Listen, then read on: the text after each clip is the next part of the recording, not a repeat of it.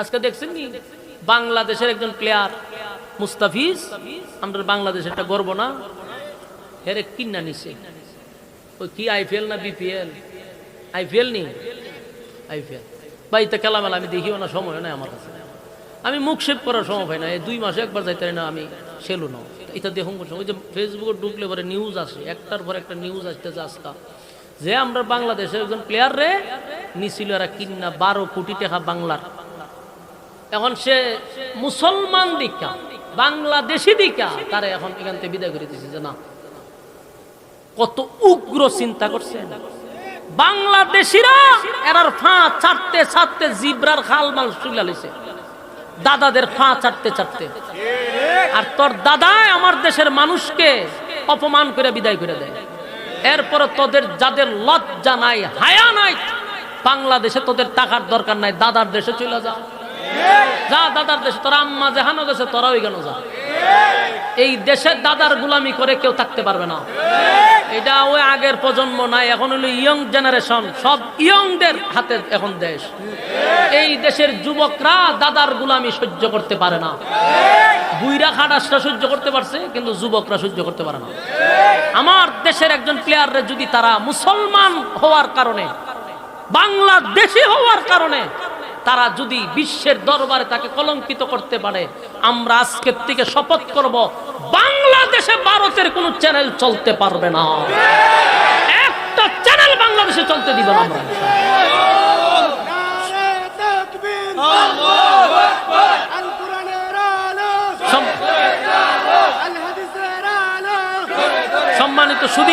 সম্মানিত সুধী, এটা আওয়াজ তুলতে হবে। প্রত্যেকে ফেসবুক চালান না, ফেসবুক শরীফ ছাড়া তো কেউ নাই।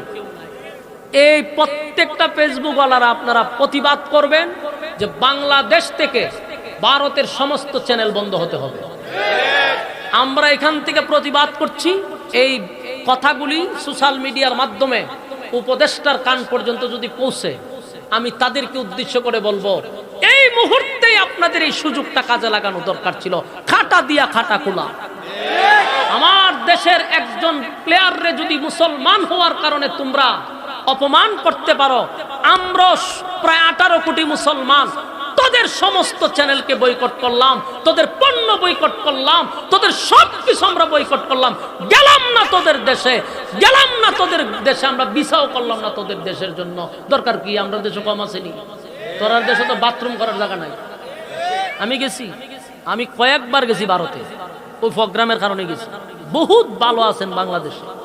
আমরার বাংলাদেশের মানুষের যে মন আর যেই পরিবেশ, এর 4 ভাগের 1 ভাগও দাদার দেশে নাই। এরা ওখানে বাথরুম করে রাস্তাঘাটে, এরা যত বড় বড় ফাওয়ার শুনেন। আমি তো নিজে দীক্ষা, বাস্তবে দীক্ষা করতেছি। আমি 6 দিন 7 দিন থেকে যে আমার ভূমি আইছে, এদের খানা দেখতেছে। বহুত ভালো আছেন, শুকরিয়া আদায় করেন। বাংলাদেশ বহু উপর আছে এদের কাছ থেকে। শুধু বাংলাদেশের নাই, অস্ত্র নাই। ওই একটা লোক কইছিল, ঘাস খায়া তোমরা অস্ত্র তৈরি করো। আমরা এখন অস্ত্র দরকার, আমরার পরিবেশ আছে, আমরার অর্থ আছে, সব আছে। আমরা এখন একবারে গরিব যে মানুষ গ্রামের মধ্যে, এই গরিবের গরু গিয়ে দিন বাথরুম আছে ঘরের ভিতরে, পরিবেশটা আগে করে। আর এরা ঘর থাকলেও বাথরুম হয়ে গিয়ে রেল লাইন। কি পরিমাণ নিকৃষ্ট জাতিটা! তোরার আমরা গনার টাইম আছে, কিন্তু আমরা দেশের বড় বড় নেতা ডিয়ার ফাউ না ছাড়লে ক্ষমতা বসতে পারে না। তবে আমি আপনাদেরকেও বলছি, এই দেশে যতদিন আপনারা দাদাদের গুলামি করবেন, এ দেশের যুবকরা আপনাদেরকে বয়কট করবে। আপনারা সময় মতো লাল কার্ড দেখাই দিবেন। এই জন্য এই আধিপত্যবাদদের গোলামি বাদ দিতে হবে। ঠিক না বেঠিক? মুস্তাফিজ আমাদের দেশের সম্পদ, তারে যেহেতু প্রকাশ্য অপমান করা হয়েছে, আমরা এখনই সিদ্ধান্ত নিব ভারতের সব পণ্য বয়কট। সব ভারতীয় চ্যানেলগুলা দিয়ে আমাদের মা বোনদেরকে নষ্ট করে দিছে। এই ভারতের চ্যানেলের কারণে ঘরে ঘরে মা বোনরা আজকে নষ্ট হয়েছে, নামাজ ছাড়ছে, কোরআন পড়া ছাড়ছে এই চ্যানেলের কারণে। এই সিরিয়াল দেখতে দেখতে শাশুড়ি বউর মধ্যে ঝগড়া, মা ছেলের মধ্যে ঝগড়া। এই সমস্ত এই চ্যানেলগুলি বন্ধ করা দরকার। এদের চ্যানেল থেকে শিকার কিছু নাই। এরা যেমন দাঙ্গাবাজ, এরা যেমন ফেতনাবাজ, প্রতিটা চ্যানেলে এরকম কিছু মানে একেবারে নিকৃষ্টতম কিছু চ্যানেলগুলো আছে, যেগুলা দিয়ে আমাদের নামাজি মা বোনদেরকে নষ্ট করছে। আগের মা বোনরা বইবে কোরআন শরীফ পড়তে, তখন বইতে সিরিয়ালের টাইম কোন সময়। ঠিক না বেটি? ভারত আমাদেরকে ধ্বংস করে দিছে। ভারতের প্রেম আমাদের দরকার নাই, ঠিক কিনা? ঈমান রক্ষার জন্য যদি আমাদেরকে ডাক দেয় আমরা তৈরি থাকবো ইনশাআল্লাহ। রাসূলের সেই ভবিষ্যৎবাণী মনে হয় আবার বাস্তবায়ন হয়ে যাবে। ভারত ভেঙে টুকরা টুকরা হবে, রাসূলের ভবিষ্যৎবাণী। গাজওয়ায়ে হিন্দে সেদিন মুসলমানরা বিজয় হবে, এটা রাসূলের ভবিষ্যৎবাণী। এই ডাক যদি আসে আপনারা যেই জায়গা থেকে হন সেখানে উপস্থিত হবেন। রাসূল বলছেন সেই যুদ্ধে যারা অংশগ্রহণ করবে তারা বদরের সাহাবীদের যুদ্ধে অংশগ্রহণ করার সওয়াব পাবে। সম্মানিত শুধু আমরা সেই দিনের অপেক্ষায় আছি, ঠিক না বেঠি? পৃথিবীর কোনো দেশের সাথে এদের সম্পর্ক ভালো নাই, কোনো দেশের সাথে না। যাই কিছু আছিল আম্মাজানের সাথে সম্পর্ক বাংলাদেশের সাথে, এখন বাংলাদেশের সাথে সম্পর্ক ভালো না। এটা পৃথিবীর একমাত্র নিকৃষ্ট দেশ যে পৃথিবীর কোনো দেশের সাথে এদের সম্পর্ক ভালো না। কথা বুঝতেছেন? এদের ফাও আমরা কেন ছাড়বো? কেন আমরা এদের পা ছাড়বো? এই প্রজন্মদেরকে আমরা জাগায়া দিতেছি, প্রত্যেকটা যুবকদেরকে, ঘুমন্ত যুবকদেরকে আমরা জাগায়া দিতেছি, কোনদিন ভারতের আধিপত্য যেন বাংলাদেশে বাস্তবায়ন না হয়। রক্তে ভারত বিরোধী অবস্থান তৈরি করতে হবে।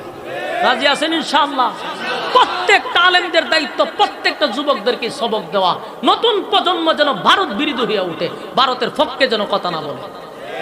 রাজি আছেন ইনশাআল্লাহ? আমার যুবক ভাইরা, ইমানের পরীক্ষা দিতে হবে, ইমানের পরীক্ষা দিতে হবে, কারণ প্রত্যেকটা মানুষ ইমানের পরীক্ষা ছাড়া জান্নাত পাবে না। আল্লাহ বলেন আমিনু কামা আমানান নাস, ঈমান আনো ওই মানুষদের মতো যারা ঈমানের পরীক্ষা দিছে, যারা ঈমানের পরীক্ষায় ফার্স্ট ডিভিশনে পাস করছে, তোমরা তাদের মতো ঈমান আনো। যেমন সাহাবায়ে কেরাম ঈমানের জন্য জীবন দিছে রে, কিন্তু ঈমান বিক্রি করে নাই। ঈমানের জন্য জীবন দিছে, ঈমান বিক্রি করে নাই, ঈমান বিক্রি করে নাই। নবীর একজন সাহাবী খুবাইব রাদিয়াল্লাহু তাআলা আনহু নবীর কাছে মক্কা থেকে প্রায় 10-12 জন মদিনায় গেল। মদিনায় তখন নবী হলেন দেশের প্রেসিডেন্ট, নবী তখন দেশ পরিচালনা করে। মক্কা থেকে কিছু লোক গিয়া কয়, হুজুর আমরা মুসলমান, আমরা কালেমা পড়ছি, কিন্তু আমাদেরকে তালিম দেওয়ার লোক নাই, আমাদেরকে ইসলাম শিক্ষা দেওয়ার মতো লোক নাই। আপনি যদি অনুমতি দেন আমাদেরকে কিছু শিক্ষক দেন, যেন আমরা দিন শিখতে পারি, দিন বুঝতে পারি। খুব মনোযোগ দিয়ে শুনলেন, কি সুন্দর তাদের লেবাস। মুসলমান পরিচয় দিয়া নবীর কাছে আইসা সাহাবীদেরকে নিয়ে গেছে মক্কায়। এর মধ্যে একজন সাহাবীর নাম হলো খুবাইব রাদিয়াল্লাহু তাআলা আনহু। মক্কার দিকে রওনা দিছে। মক্কার দ্বার প্রান্তে যখন চলে গেছে, হঠাৎ করে তাকায়া দেখে চতুর্দিক দিয়া এই সাহাবীদেরকে ঘেরাও করে ফেলছে, তীর দিয়া দনক দিয়া ঘেরাও করছে।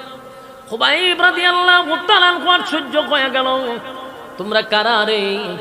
মুসলমানের পরিচয় দিয়া নবীর কাছ থেকে আমাদেরকে নিয়ে আসছো, দিন শিকার কথা বইলা, ইসলাম শিকার কথা বইলা আমাদেরকে নিয়ে আসলা, আর রাস্তা তাই না তোমরা আমাদেরকে বন্দী করলা। 11 জন সাহাবী আসছিল, প্রায় 10 জনকে তারা জাগাত হত্যা করছে। নাউজুবিল্লাহ। চিন্তা করেন কত বড় মুনাফিক। নবীর কাছে গিয়া বলছে আমরা মুসলমান, আমরা দিন শিকার জন্য আমাদের কিছু সাহাবায়ে কেরাম লাগবে, তারা আমাদেরকে দিন শিখাবে। নবী দিলমাকা দরদ নিয়ে তাদের সঙ্গে কিছু লোক পাঠায়া দিল। এর মধ্যে খুবাইব রাদিয়াল্লাহু তাআলা আনহু একজন। কিন্তু রাস্তার মধ্যে আইনা 10 জন সাহাবীদেরকে হত্যা করলো। খুবাইব রাদিয়াল্লাহু তাআলা আনহুকে হত্যা না কইরা বন্দী করছে। বন্দী করে একটা ঘরের মধ্যে ওনাকে আটকায়া রাখছে, খানা দেয় না, পানিও দেয় না, একটা ঘরের ভিতরে বন্দী করে রাখছে। খুবাইব রাদিয়াল্লাহু তাআলা আনহু জিজ্ঞাসা করলো, কেন তোমরা আমারে আমার সাথী ভাইগুলারে হত্যা করলা? কেন এমন প্রতারণা করলা? নবীর কাছে বললা যে তোমরা দিন শিখবা, এত দূর আইনা আমাদেরকে হত্যা করলা, আর আমারে কেন বন্দী করে রাখলা? ওই বেঈমানগুলি বলে, আমরা বদরের যুদ্ধে তোমাদের কাছে হারছি, বদরের যুদ্ধে আমাদের ভাই আমাদের বাপ হারাইছি, তাই এটার প্রতিশোধ নেওয়ার জন্য মুসলমানের লেবাস ধরে তোমাদেরকে নিয়ে আসছি হত্যা করার জন্য। নাউজুবিল্লাহ। আমার যুবক ভাইরা, ঠিক তেমনি ভাবে কিছু মুনাফিক লেবাসদারী মুনাফিক আমাদের মুসলমানদের মধ্যে ঢুকছে। ঢুইকা ঢুইকা ওই আধিপত্যবাদের গোলামি করতেছে। গোলামি কইরা কইরা মুসলমানদেরকে ঠিক একই কায়দায় মারার জন্য চেষ্টা চালাইতেছে। প্রতিদিন আপনি প্রতিদিন মিস নাই, প্রতিদিন এদের কাছে আমাদের বাঙালিরা মৃত্যুবরণ করতেছে। বর্ডারে প্রতিদিন মানুষ মারতেছে, এমন কোনো দিন নাই যে বাংলাদেশিদেরকে তারা হত্যা করে না। এরপরও কেন তোমরা তাদের পা ছাটো? এদেশের যুবকরা যদি আবার গর্জে ওঠে, আর একটা যুদ্ধ শুরু হবে আধিপত্যবাদের বিরুদ্ধে, ঠিক নেই? সেদিন সব গোলামির জিঞ্জির ভেঙে দিবে। তাই এখন থেকে আমাদের সচেতন হওয়া দরকার। জায়গায় জায়গায় মুনাফিক আছে না না? আল্লাহর নবীর কাছ থেকে এমন ভাবে কানতি মিনতি করে বলছে, হুজুর আমরা দিন শিখব। নবী কতগুলা সাহাবীরে পাঠাইল, সবগুলা সাহাবীরে তারা হত্যা করলো। খুবাইব রাদিয়াল্লাহু তাআলা আনহুকে একটা ঘরের ভিতরে বন্দি কইরা রাখছে রে, খাবার দেয় না, পানি দেয় না। কিন্তু ঘটনাক্রমে একদিন এক মহিলা যারা বন্দি কইরা রাখছে, এদের বোন চুপি চুপি চুপি চুপি জানালা দিয়া তাকায়া দেখে আব্দুল্লাহ বিন হুযাফা ঘরের ভিতরে বৈশা বৈশা আঙ্গুর খায়। সুবহানাল্লাহ। এই মহিলা বলে, আমি তাকায়া দেখি এমন আঙ্গুর আমি কোনোদিন মক্কায় দেখি নাই, মদিনায়ও দেখি নাই। এই আঙ্গুরগুলা উনি খাইতেছিল। আজকে এতদিন ধরে ওনারে খাবার দেয় না, পানি দেয় না, কিন্তু উনি সুস্থ, কথা বলতে পারে। এটা দেখার জন্য আমি তাকায়া দেখি রে, কে যেন ওনারে আঙ্গুর দিয়ে যায়। এই আঙ্গুরগুলা তো দুনিয়ার কোন আঙ্গুর হতে পারে না। আমার যুবক ভাই খুবাইব রাদিয়াল্লাহু তাআলা আনহুকে কিছুদিন বন্দি করা রাখার পরে জালেমরা বন্দিশালার থেকে ওনারে উঠাইয়া বললেন, তোমাকে আজকে আমরা মৃত্যুদণ্ড দিব। খুবাইব রাদিয়াল্লাহু তাআলা আনহু বললেন, কেন আমারে তোমরা হত্যা করবা? কোন কারণে আমাদেরকে তোমরা মারছো বলো? কয়, আমরা প্রতিশোধ নেওয়ার জন্য তোমাদেরকে আনছি। খুবাইব রাদিয়াল্লাহু তাআলা আনহুকে কাঠের সঙ্গে বেঁধে দিলেন। বাধার আগে, মৃত্যুর আগে বলল, তোমার কোনো চাহিদা আসেনি, তোমার কোনো চাওয়া পাওয়া আসেনি, বলো, এখন তোমার মৃত্যুদণ্ড দিব। খুবাইব রাদিয়াল্লাহু তাআলা আনহু বললেন, আমার কোনো চাওয়া নাই, পাওয়া নাই। মৃত্যুর আগে 2 রাকাত নামাজ পড়ার সুযোগ কি তোমরা আমারে দিবা? বেঈমানরা ওনারে 2 রাকাত নামাজ পড়ার সুযোগ দিল রে। উনি নামাজে দাঁড়াইলেন, জীবনের শেষ নামাজ, জীবনের শেষ নামাজ। আপনি যদি জানেন এখনই আপনি মারা যাবেন, মৃত্যু একেবারে আপনার সামনে, এর আগে যদি আপনারে বলা হয় আপনি 2 রাকাত নামাজ পড়েন, তাহলে এটা কিভাবে পড়বেন? আপনি কত গুরুত্ব দিয়া পড়বেন যে জীবনের শেষ 2 রাকাত নামাজ। খুবাইব রাদিয়াল্লাহু তাআলা আনহু নামাজটা তারা হুরা করে পড়লেন। বেঈমানরা জিজ্ঞাসা করলো, তোমার তো জীবনের শেষ নামাজ, এত তাড়াহুড়া করে কেন পড়লা?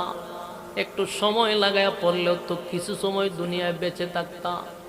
খুবাইব রাদিয়াল্লাহু তাআলা আনহু বলেন, বেঈমানরা শুন, নামাজে এত মজা পাইছিলাম, এত ভালো লাগছিল, কিন্তু নামাজটা তাড়াহুড়া করার কারণ হইল, আমি যদি নামাজ দেরি করে পড়ি, তোমাদের ধারণা আসতে পারে যে মরণের ভয়ে আমি নামাজটা ধীরে ধীরে পড়তেছি। আমার মরণের ভয়ে নামাজ আমি আস্তে আস্তে পড়তেছিলাম, এটা তোমাদের ধারণা হতে পারে। আমি নবীর সাহাবীর প্রতি তোমাদের এমন ধারণা যেন না হয়, তাই মরণের ভয়ে তাড়াতাড়ি নামাজ পড়িছি। মরণের ভয়ে নামাজ ধীরে ধীরে পড়ি নাই, তাড়াতাড়ি পড়ছি, যেন তোমাদের মধ্যে ধারণা না আসে।